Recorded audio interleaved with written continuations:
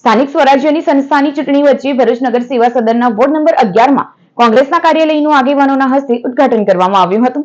ભરૂચ શહેરના ward number 11 ખાતે કોંગ્રેસના કાર્યાલયનું ઉદ્ઘાટન કરવામાં આવ્યું। આ પ્રસંગે પ્રદેશ કોંગ્રેસ સમિતિના મહામંત્રી સંદીપસિંહ માંગરોલા ઉપસ્થિત રહ્યા। તેમની સાથે શહેર પ્રદેશ પ્રમુખ સલીમ અમદાવાદી, હસુભાઈ પટેલ તેમજ ઉમેદવારો નિખિલ શાહ અને જુનેદભાઈ હુસેનબેન ઉપસ્થિત રહ્યા હતા। તેમજ કોંગ્રેસ આગેવાનોમાં રાજુભાઈ રાણા, કિરણ ભરવાડ, રવિ રાણા અને હેમલ વીણ સહિત અનેક કાર્યકર્તાઓ અને સ્થાનિક નાગરિકોએ ઉપસ્થિતિ નોંધાવી હતી। કાર્યક્રમ દરમિયાન કોંગ્રેસના કાર્યકર્તાઓમાં ભારે ઉત્સાહ જોવા મળ્યો હતો અને ઉપસ્થિત નાગરિકોએ પોતાના મતાધિકારનો ઉપયોગ કરી કોંગ્રેસના ઉમેદવારોને ભવ્ય વિજય અપાવવાનો સંકલ્પ વ્યક્ત કર્યો હતો। કે ભારતીય જનતા પાર્ટીના હાથા બનવાનું ભૂલી જાઓ।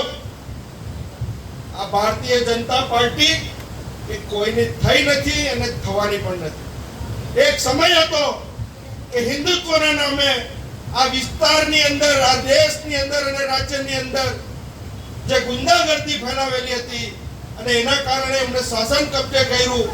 આજે એ જ મિત્રો જે ભારતીય જનતા પાર્ટીને સત્તા ઉપર બેસાડવા માટે પોતાના ઘર અને પરિવારને બરબાદ કરી અને આજે રોડ ઉપર આવી ગયેલા છે।